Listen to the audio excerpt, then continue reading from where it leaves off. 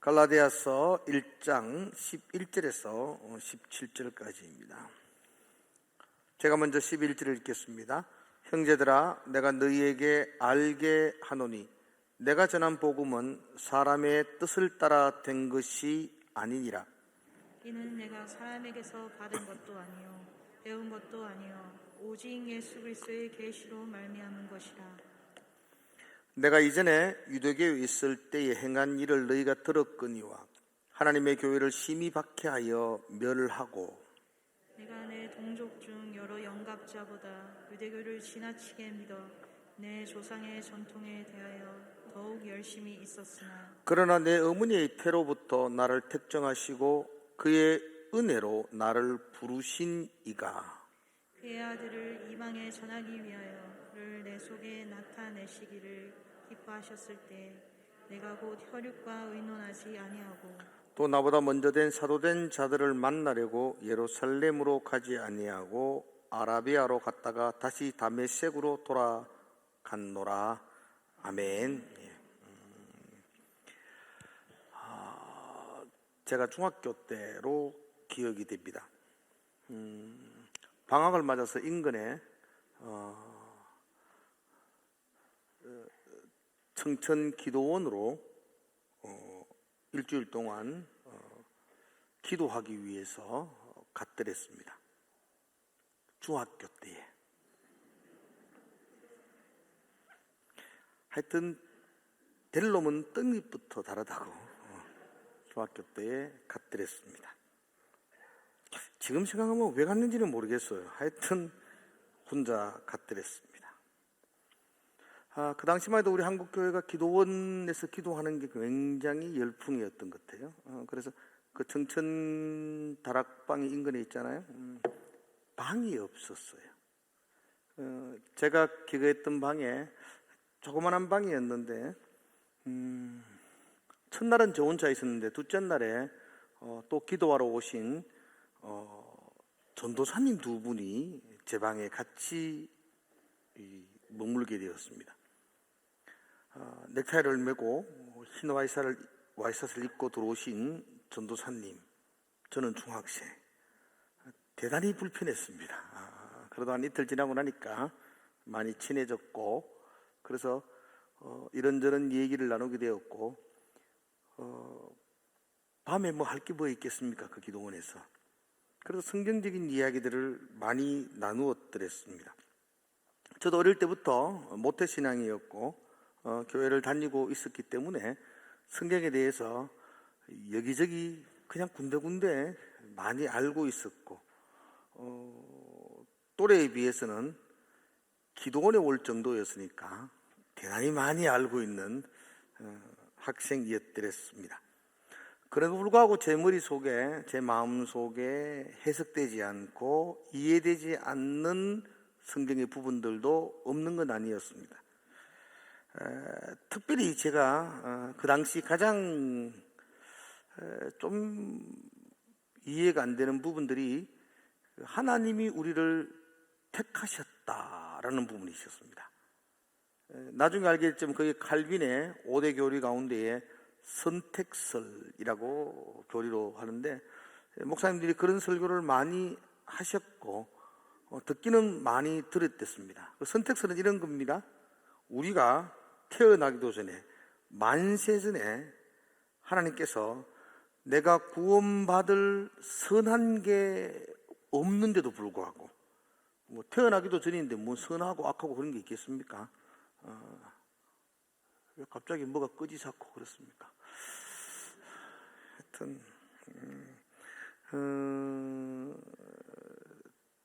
그런 만세전에 나를 선택하셔서 하나님의 자녀가 되게 하셨다라는 해석이었습니다. 뭐 아멘이고 좋은 이야기죠. 내가 착한 구석도 없는데 그런데 하나님이 나를 선택하셔서 자녀가 되게 하셨고 하나님의 나라로 천국으로 인도하신다. 그러니까 얼마나 감사할 일이겠습니까? 그런데 그 당시로도 저는 생각이 있었으니까 한편으로 다른 부분으로 생각해 보면 선택이 있다면 안 선택도 있잖아요. 선택받은 내가 있다면 선택받지 못한 이웃도 있다는 거죠. 선택받을 아무런 선한 일이 없는 내가 선택을 받았다면, 버림받을 아무런 악함이 없는 그 이웃도 그냥 선택을 입지 못한 사람이 있다는 것입니다.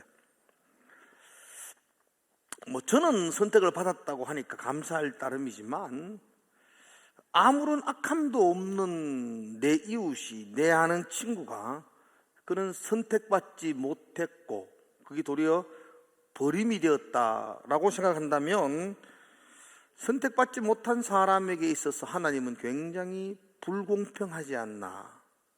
그렇죠? 하나님이 공평하신 분이어야 하는데 선함이 없는 나를 선택한 것은 감사한 일이지만 악함이 없는 그를 하나님이 버렸다라는 것은 굉장히 이해할 수 없는 이야기였습니다. 그래서 그 밤에 그 전사님들에게 이런 내가 가지고 있는 이 선택설에 대한 칼빈의 주의를 제가 이야기하면서 이건 너무 불공평한 것이 아니냐고 그렇게 이야기를 해드렸습니다. 근데 그분 두 사람이 눈빛이 초롱초롱 빛나더니만은 아마 지금 보니까 그분이 옳았구나 이런 생각했던 것 같아요. 그리고 저를 향하여 그 밤에 아주 긴 시간 동안 그 선택설에 대한 이야기를 하면서 그동안 교회가 가르쳤던 것들이 잘못되었고 어리지만 네가 생각하는 것이 맞다고 그런 불공평한 게 어디 있냐고. 그죠? 하나님이 선택한 사람은 어떠한 악을 행해도 결국은 구원함을 받고 선택받지 못한 사람은 어떠한 선한 삶을 살려고 발부둥쳐도 끝내 버림이 된다는 게 그게 말이 되느냐고. 저하고 축이 너무 잘 맞아서 그래서 막 옳았구나 그리고 많은 얘기를 하고 내가 생각했던 것들이 맞다는 확증을 그 전사님을 통해서 얻게 되어서 참 기뻤던 밤이었더랬어요. 그리고 이어서 그 두 분은 저에게 한 가지 더 심오한 이야기를 일러 주셨습니다. 그분이 하셨던 이야기는 이런 것이었습니다. 예수님이 우리 모든 죄를 지시고 십자가에서 구속하셨기에 우리의 모든 죄가 용서함을 받았다라는 것이었습니다. 여러분 어떻게 생각하십니까? 여러분의 모든 죄가 용서함을 받으신 줄로 믿습니까? 찝찝하게 용서받았습니까? 아멘을 그렇게 찝찝하게 하십니까? 우리의 모든 죄를 예수님이 용서해 주셨습니다. 그 모든 죄 안에는 지금 내가 짓고 있는 죄도 용서해 주셨고 그 모든 죄 안에는 예전에 내가 지었던 죄도 용서해 주셨고 맞습니까? 그 모든 죄 안에는 앞으로 미래에 내가 지을 죄도 주님이 십자가 위에서 용서해 주셨습니다. 맞습니까? 그렇게 과거, 현재, 미래의 모든 죄를 예수님이 십자가로 용서해 주셨다는 거예요. 맞죠? 오케이, 아멘. 그분이 그렇게 말씀하셨습니다. 그러기에 용서해 주셨기 때문에 더 이상 눈물 찔찔 짤면서 기도원에 와서 회개할 필요가 없다 그랬습니다. 맞네. 다 용서해 주셨잖아요. 근데 내가 왜 계속 그 죄책감에 사로잡혀서 또 뭐 회개하고 용서받을 필요가 뭐 있느냐. 그래서 그분은 예수님이 십자가 위에서 우리의 모든 죄를 용서해 주기 때문에 더 이상 회개할 필요가 없다 그랬습니다. 그래서 기쁨으로 즐기며 살아라 그랬습니다. 복음이었습니다. 그래서 할렐루야.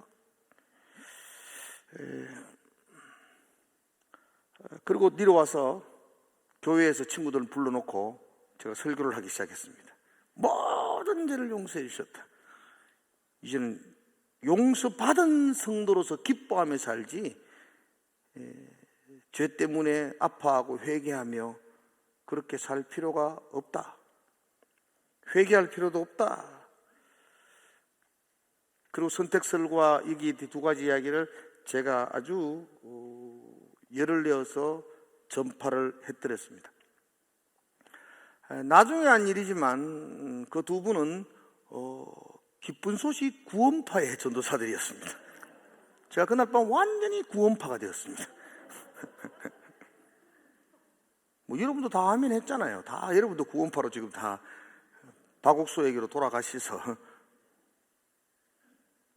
맞는 말이죠. 예수님 우리 모든 죄를 용서해 주셨습니다.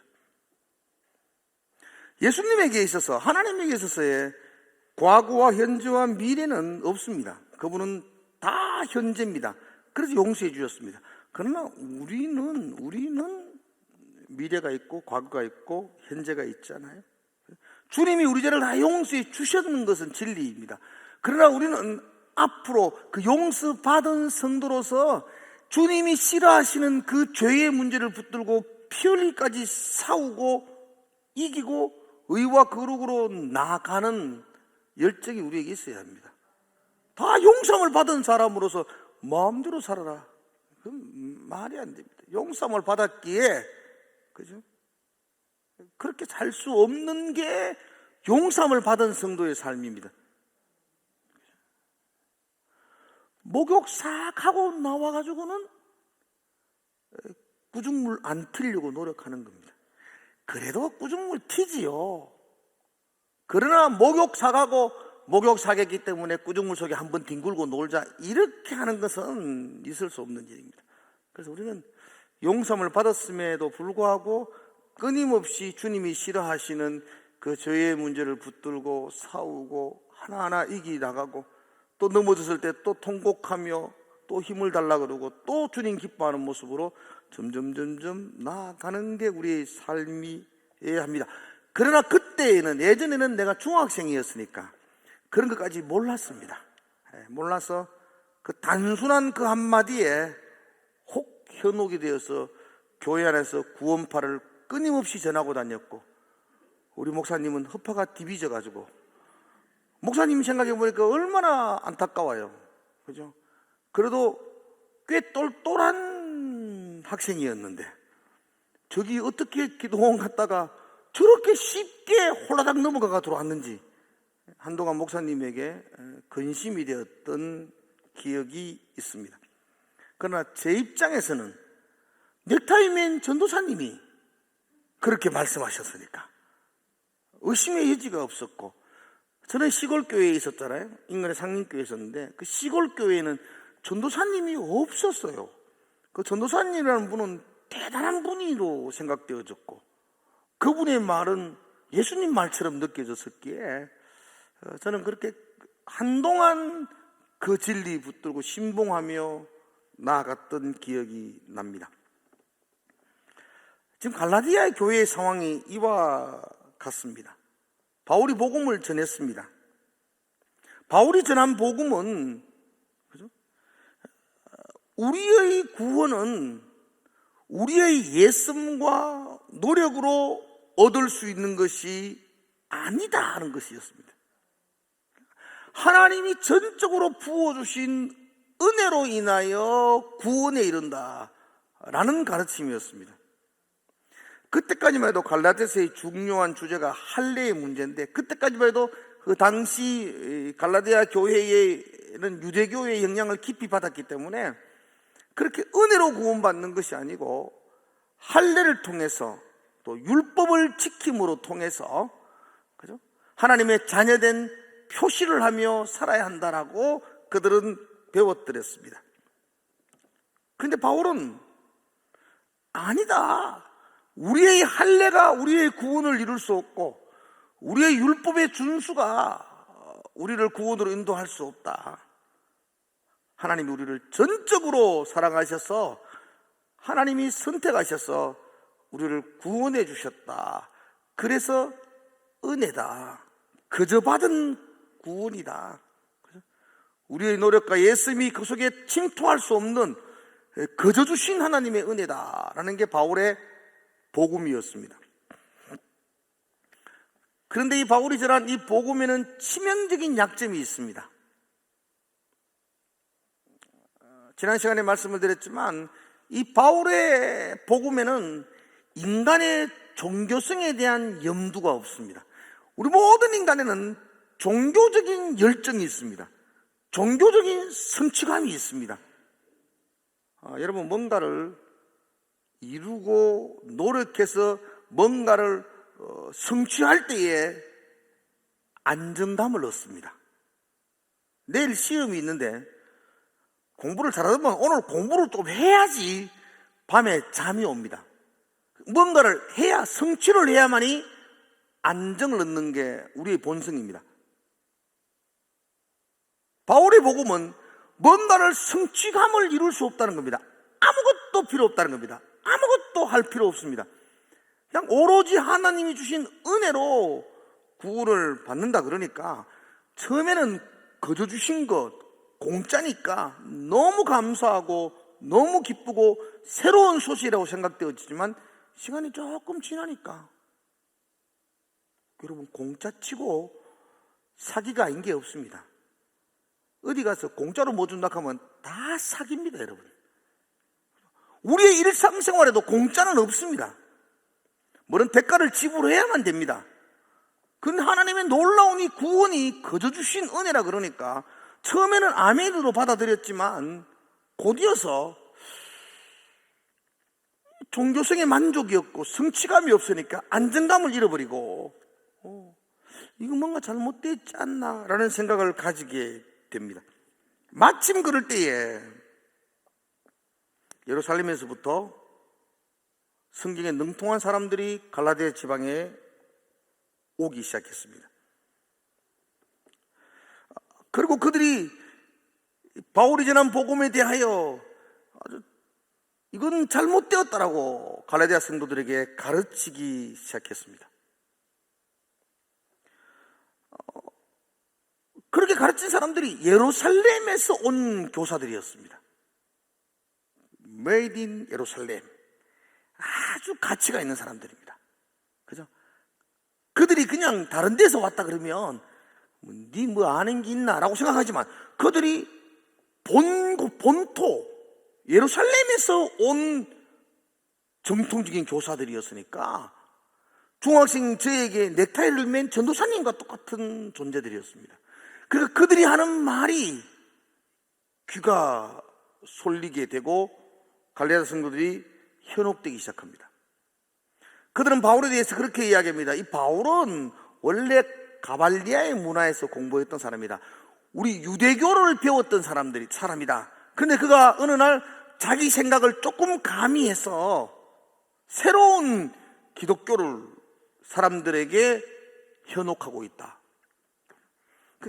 유대교가 진품이라면, 진짜라면 바울이 전하는 그 복음, 기독교는 유대교에서 갈라져 나온 조금 빗나간 이단이다, 짝퉁이다 라고 말합니다. 그 말을 들었던 그들은 다시 할례를 받고 율법을 준수하는 유대교로 돌아가기 시작합니다. 그게 갈라디아 상황이었습니다. 이 소식을 들었던 바울이 안타까워한 심정으로 어리석도다 갈라디아 사람들이여, 어찌 너희들이 복음을 이렇게 속히 버리고 다시 돌아가느냐라고 안타까워하면서 오늘 본문에서는 내가 전한 복음, 나의 복음은 어떤 것이다, 그 복음에 대하여 한 번 더 그들에게 설명해 주고 있습니다. 자, 바울이 전한 복음, 그죠? 그들은 유대교에서는 그들을 짝퉁이라고 말하는데 그런 게 내가 전한 복음은 이런 특징이 있다는 겁니다. 11절의 말씀입니다. 형제들아, 내가 너에게 알게 하노니 내가 전한 복음은, 그 다음 읽어볼까요? 시작. 사람의 뜻을 따라 된 것이 아니니라. 바울은 그렇게 말합니다. 내가 여러분들에게 전했던 그 은혜의 복음은 사람의 생각에서 나온 게 아니다. 사람에게서 배운 것도 아니다. 사람의 뜻을 따라서 나온 게 아니다. 예루살렘에 온 거짓 교사들은 바울이 유대교에서 잠깐 자기 생각을 가미해서 빗나간 이단의 가르침을 가르쳤다고 말하는데, 바울은 아니다. 내가 전한 복음은 사람에게서 배운 건 아니고 사람에게서 난 것이 아니다라고 말하고 있습니다.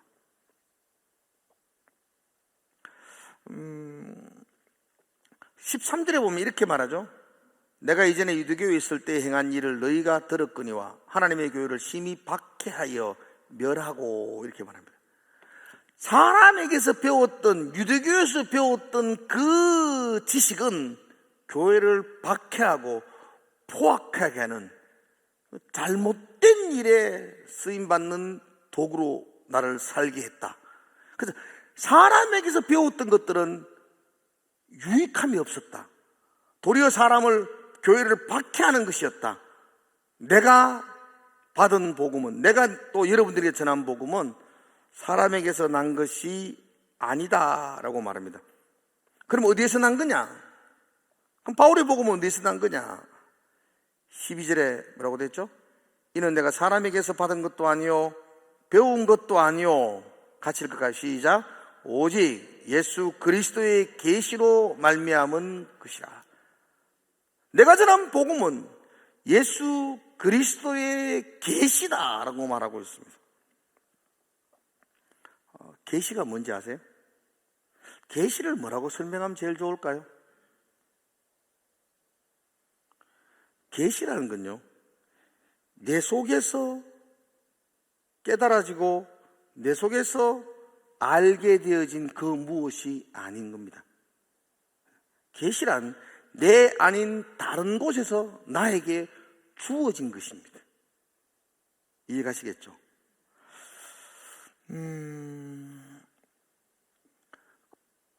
불교의 석가모니는 보리수 아래에서 깊은 수양을 통해서 깨달음을 얻었습니다. 그래서 도를 터득했다, 득도했다고 이야기합니다. 그래서 불교에서는 어떤 화두를 가슴에 품고 벽을 보고 면백수행을 하고 깊은 고행을 하고 깊이 묵상하고 묵상하면 득도한다, 깨달음을 얻는다. 그렇게 깨달음을 얻으면 내가 부처가 된다. 그래서 서로 인사할 때도 성불하십시오, 부처가 되십시오. 깊은 성찰과 깨달음을 통해서 도를 깨닫고 석가모니가 보리수 아래에서 깨달은 것처럼, 그래서 우리도 부처가 될 수 있다, 성불하자. 이게 불교의 기본적인 교리입니다. 그런데 기독교는 그런 깨달음의 종교가 아니고 계시의 종교입니다. 내게서 깨달아지고 내 노력을 통해서 터득되어지는 것이 아니라 하나님이 깨닫게 해주시고 하나님이 가르쳐 주시고 부어주신 그 비밀을 붙들고 나아가는 것이 우리 기독교의 계시의 종교라고 말합니다. 그래서 바울은 자기가 전한 복음, 내가 가슴에 품고 있는 이 복음은 사람에게서 배운 것도 아니고 사람을 통해서 깨달아진 것도 아니요, 하나님이 그리스도를 통해서 내게 깨닫게 해주신, 내게 부어주시고 심어주신 계시다, 이렇게 말하고 있습니다. 바울은 교회를 핍박했던 포학자였습니다. 한날 다메섹으로 가서 거기에 교회를 박해하기 위해서 대성의 공문을 가지고 다메섹으로 가고 있던 중에 그는 그 길가에서 빛으로 찾아오신 예수 그리스도를 만납니다. 그리고 그 예수 그리스도로의 말씀을 그가 듣습니다. 그게 계시입니다. 자기는 아무런 생각도 없었는데 갑자기 빛으로 오셔서 그리스도께서 그의 머리에 지각 변동을 일으켰습니다. 주님을 만나고 난 이후에 바울은 그동안 들었던 모든 학문과 모든 지식을 배설물처럼 여깁니다. 주님이 내게 주신 그 계시, 그 주님이 주신 것들이 너무 고귀하기에 자기가 가지고 있던 그동안의 모든 상식들은 다 부정되어 버리고 말았습니다. 그리스도의 계시가 바울의 모든 생각을 바꾸어 버렸습니다. 지금 바울은 그 이야기하는 겁니다. 내가 전한 복음은 내 머리에서 나온 것도 아니고 누구에서 배운 것도 아니요, 내가 알고 있던 모든 것들을 다 바꾸어 버렸던 그리스도께서 내게 알려주신, 보여주신, 주님이 주셨던 계시다. 그래서 그리스도의 계시라 그렇게 말합니다.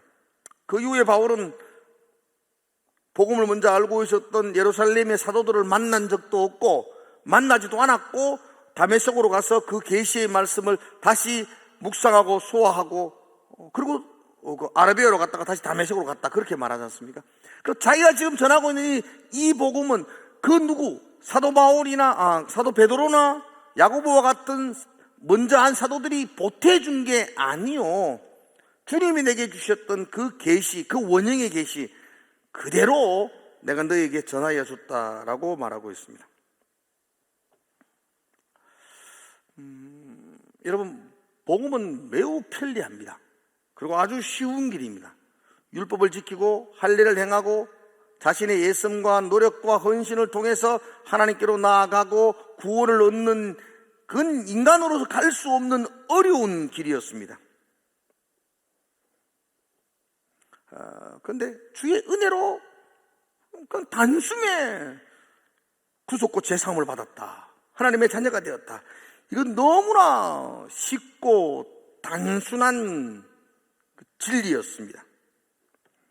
그러나 이 복음은 계속 그렇게 강조하지만 사람에게서 난 것이 아니요 그리스도께서 부어주신 계시이기 때문에 우리 인간의 몇 마디 말로서 완전히 해석되어지고 설명되어질 수 없다는 것입니다.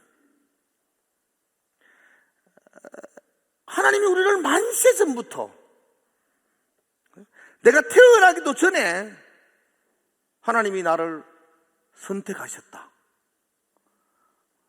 우리는 아멘 그러지만 세상 사람들이 보기에는 태어나기도 전에 존재하지도 않는데 선택했다, 말이 안 됩니다.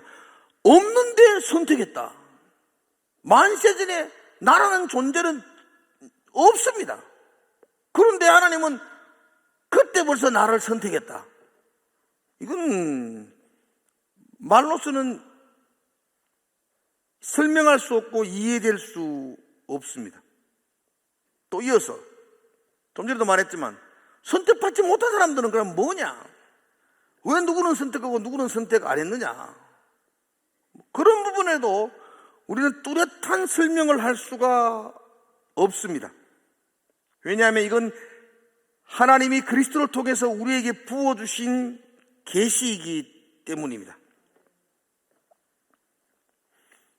그러므로 이 구원의 놀라운 비밀을 온전히 이해하기 위해서는 그리스도의 계시가 내게 임해야만 합니다. 만세전에 하나님이 여러분들을 하나님의 자녀로 선택하신 것을 여러분들이 믿으십니까? 안 믿으신 분도 많죠. 아까 제가 막 의문을 제기할 때 맞다 그렇게 생각하고 막 따라오신 분도 있죠. 구원파로 갔다 오신 분들도 있을 것 같아요. 한 번 더 묻습니다. 여러분들은 하나님이 만세전에 여러분들이 선함도, 그죠? 구원받을 만한 자격도 없는 여러분들을 하나님께서 선택하셔서 자녀로 삼아주신 것을 믿으십니까? 예. 어떻게 그렇게 믿으시는지.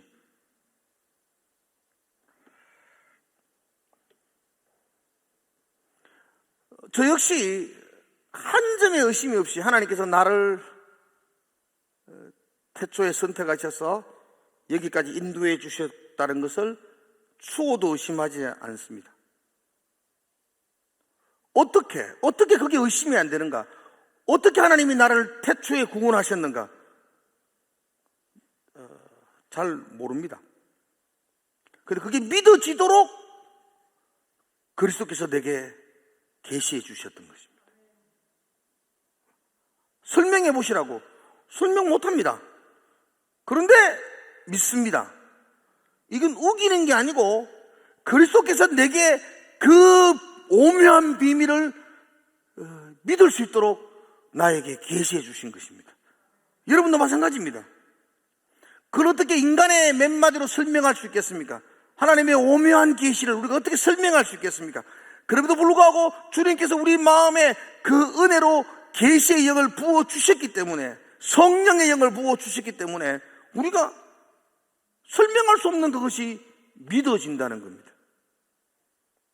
그래서 그걸 은혜라 그렇게 말합니다. 한 가지 인간의 언어로 조금 설명한다면 이렇게 설명할 수는 있습니다. 우리는 구원 선택이란 것들을 이야기할 때에 이렇게 생각합니다. 여기 오늘 여러분들이 쭉 앉아 있습니다. 그죠? 예를 들어 한 100명이 여기 앉아 있다고 생각해 보십시다. 그런데 하나님께서 이렇게 나오세요 해서 이쪽에 요렇게 한 무리, 또 요렇게 한 무리, 여기는 선택, 할렐루야 하셔야지, 선택인데 여기는 안 선택, 요렇게 생각합니다. 그러니까 안 선택에서는 와, 우리는 안 선택이고 왜 우리는 유기라 그러죠. 그걸 유기 당하느냐, 버림이냐 라고 불만을 가집니다. 요렇게 있는 데서 요렇게 선택하고 요렇게 유기했다 라니까 불공평하다고 생각합니다. 근데 구원은 그런 게 아닙니다, 여러분. 요렇게 있는 게 아니고요, 여기 있는 사람이 죄와 사망으로 다 멸망의 구덩이에 빠져 있는 사람들입니다. 한 명도 의로 자기 하나님 앞에 나올 수 있는 사람이 아무도 없이 다 죽음, 멸망 속에 다 푹 빠져 있습니다. 그리고 여러분의 노력과 예심으로는 그 멸망의 구덩이에서 단 한 사람도 탈출해가지고 하나님의 의의 자리로 나올 수 있는 능력이 아무도 없습니다. 여러분은 다 같이 죽음의 깊은 구덩이, 멸망의 구덩이에 빠져 있습니다. 인정하시죠? 그런데 하나님께서 여러분 중에서 은혜로 선택하셔서, 나를 선택하셔서 하나님의 자녀가 되는 구원의 의로운 은혜의 자리로 나를 건져주셨어요. 그게 불공평한 건가요? 그거 불공평한 건 아니에요. 감사밖에 없죠. 그러니까 웬 은혜인지 웬 사랑인지 눈물로도 다 갚을 길 없어 이 몸 죽게 드립니다. 이 고백과 찬송이 터져나오는 것이죠. 평범하게 잘 살고 있는 사람들 가운데 50명은 구원하고 50명은 버렸다, 이게 아니요, 다 죽을 수밖에 없는, 다 멸망받을 수밖에 없는데 하나님이 특별한 은혜로 그 속에서 건져내어서 나를 자녀 삼아 주셨어요. 그러므로 내가 죽게 할 수 있는 유일한 말이 있다면 땡큐, 그밖에 없습니다. 불공평하게 왜 나는 구원하고 저 사람은 안 구원했어요 라고 말하는 것 자체가 교만입니다. 교만. 멸망받을 수 없는 우리, 그리고 우리의 힘으로 도저히 그 멸망의 구덩이에서 일어날 수 없는 우리, 하나님이 긍휼히 계셔서 그 속에서 우리를 선택하셔서 구원해 주셨어요. 그래서 그 구원의 은혜를 생각할 때마다 감사하고 감사 안 하지 않을 수가 없습니다. 세상의 모든 종교는 인간의 열정과 인간의 노력과 우리의 예심과 우리의 헌신을 통해서 절대자인 신에게로 한 발 한 발 더 나아갈 수 있다라고 생각합니다. 그래서 3,000배도 드리고, 그래서 고행도 하고, 그죠? 옛날 가톨릭에서는 그래서 성 베드로 성당을 무릎으로 기어서 올라가기도 하고, 우리의 예습과 노력을 통해서 절대적인 하나님에게 한 발 더 다가갈 수 있다. 그렇게 해야 되는 게 그게 종교라고 생각합니다. 그런데 우리가 믿는 계시의 기독교 종교는 우리의 노력과 예습으로 절대자인 하나님에게로 나아가는 것이 아니요, 그 전능하신 하나님이 우리에게 찾아오시는 겁니다. 우리에게 임재하시는 겁니다. 그죠? 여러분, 죄악으로 죽음의 구덩이에 빠져있는 우리가 우리의 힘으로 그 구덩이를 헤쳐서 하나님에게로 나아갈 수 있는 능력과 힘은 없습니다. 없습니다, 여러분들. 여러분들의 노력과 힘으로, 우리의 노력과 힘으로는 하나님의 은혜의 보좌 앞에 나아갈 수 있는 능력이 없다니까요. 하나님이 은혜를 부어주셔서 끌어당기지 않으면 그 구덩이에서 나올 육체가 없어요. 없어. 구원이라는 놀라운 은혜를 우리가 어떤 대가를 지불하고 받을 만한, 그걸 지불할 만한 대가가 우리에게는 없어요. 여러분에게 있나요? 우리에게는 그런 능력이 없다고요. 구원의 값어치를 지불할 만한 것들이 우리에게는 아무것도 없습니다. 하나님이 그걸 아시기에 우리에게 어떤 대가를 달라 그러지 아니하고, 우리에게 어떤 열정과 헌신을 요구하지 아니하고, 그냥 하나님의 절대적인 주권으로, 그 은혜로 우리를 그 구덩이에서 건져 주셔서 하나님의 자녀가 되게 해 주셨습니다. 이게 그리스도의 계시, 그 복음입니다. 그러기에 그 복음에는 하나님의 은혜 밖에는 없습니다. 모든 것이 하나님의 은혜입니다. 하나님 여러분을 선택하셔서 하나님의 자녀로 삼으신 것을 믿으십니까? 믿어지는 것이 성령의 계시요, 믿어지는 것이 은혜입니다. 그 은혜를 믿는다면 여러분 속에는 감사밖에 없습니다. 그래서 예배가 기쁜 거죠. 기도가 즐거운 거고, 그죠? 하나님 앞에 헌신하는 것이 너무너무 행복한 거고. 그래서 기독교의 근본적인 것은 joy입니다. 기쁨입니다. 기쁨. 뭘 하더라도 기쁨이 없으면 변질된 복음입니다. 그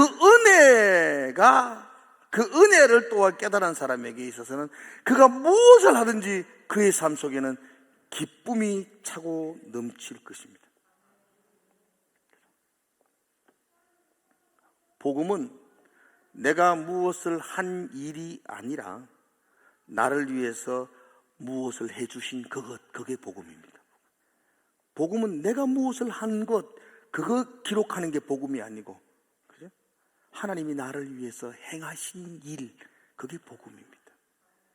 하나님이 나를 위해서 행하신 것, 그게 말할 수 없는 은혜입니다. 그래서 나의 나 된 것은 하나님의 은혜라, 그렇게 고백하는 것이고, 그 은혜로 오늘도 예배하고, 그 은혜로 찬송하고, 그 은혜로 기도하고, 그 은혜 때문에, 그죠? 그 기쁨으로 하나님 앞에 나아가는 것, 그게 본질적인 복음입니다. 우리는 그 복음으로 하나님의 자녀가 되었습니다. 그죠?